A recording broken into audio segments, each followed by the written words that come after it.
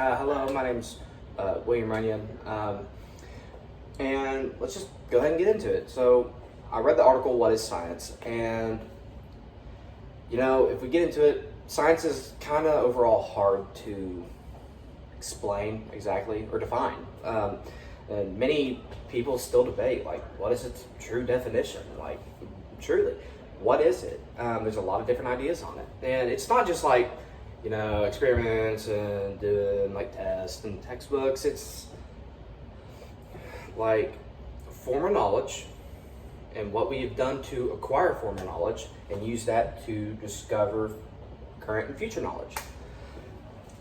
So science does discover like the current natural world and the state of things. It's only and should only be used on natural things, things like proven things like atoms, ecosystems, our planets, solar systems, stars, and like even human behavior. It should not cover supernatural stuff. Questions like, does the soul exist? Does God exist?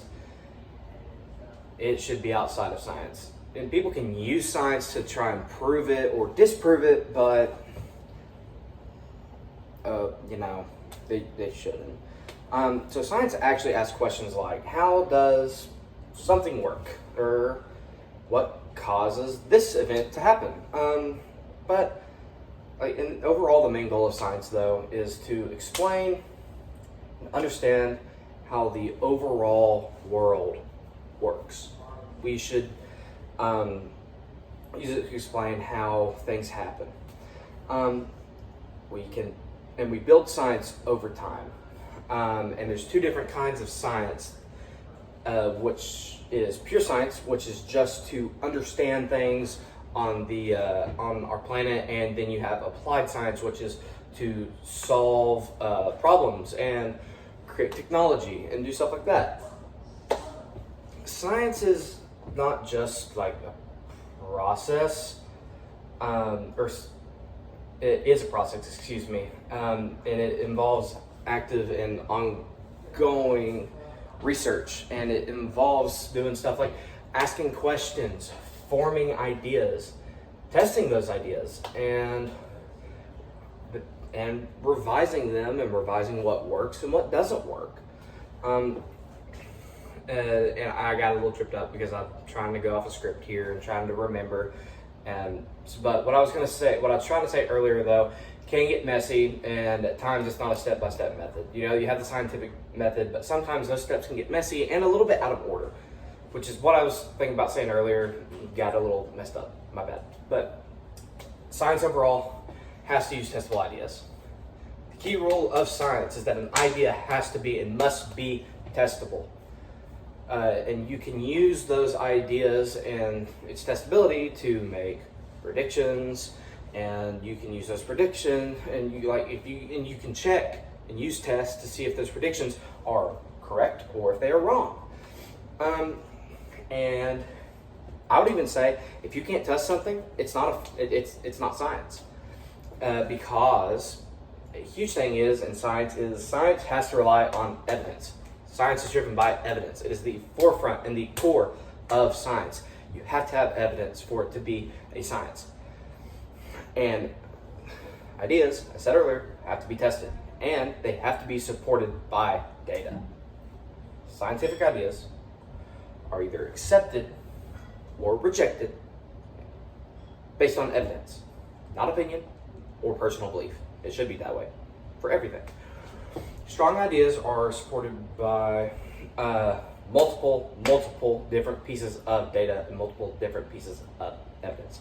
And that brings me into something else, actually, that science is good at, is it builds a community. It builds collaboration. Like, it's not just done alone. I mean, you can do science alone and practice it alone, but it is better to do it in a community. And most people do use a community. Scientists get together and they share each other's ideas, and they test each other's work, and they build on previous ideas and discoveries to make us and evolve our understanding into a higher plane, I guess you could say. But I'd actually even say communication is like essential, because you have to do like peer reviews on stuff. So scientists allow like certain behaviors to do science like properly. Scientists must learn from past research, and they have to be able to test their own ideas, even if it does prove them ultimately wrong. You should accept the evidence of a test honestly and share the results openly. Transparency is key. I love transparency, and because, to be honest, science depends on transparency and openness and integrity, just being good and upstanding and being truthful. And science also kind of folds into like human nature of our like creativity and curiosity. Science is really not that boring. It combines us all. Science, it involves being creative, being curious, and in a sense, you have to have a good imagination for science. It gives you ideas to test. You have to be able to imagine those. And from discoveries often come from those new ideas even. And sometimes they can give you unexpected, amazing results. And science overall, it's done worldwide, which comes back to building a community. It can bring millions together. And the great thing is it's always going. It's ongoing. It's never finished. It can bring those people together, and it's going to bring people together in the future. New discoveries are always going to be coming in, which is going to lead to new questions for people. It can connect people in Poland and to the United States to Japan, and it's constantly being updated and redefined. However, I will say though, I kind of went on and was talking good about science. I do have to kind of say that it has its limits though. Can't answer everything. We can try to get it to use everything, but it can't answer religious questions. I said earlier, supernatural, I guess, like ghosts and moral questions. There's a bunch of moral things that science doesn't necessarily prove, but we can use it to explain how stuff matters and why science matters and why we matter. And science overall is a great thing. And thank you.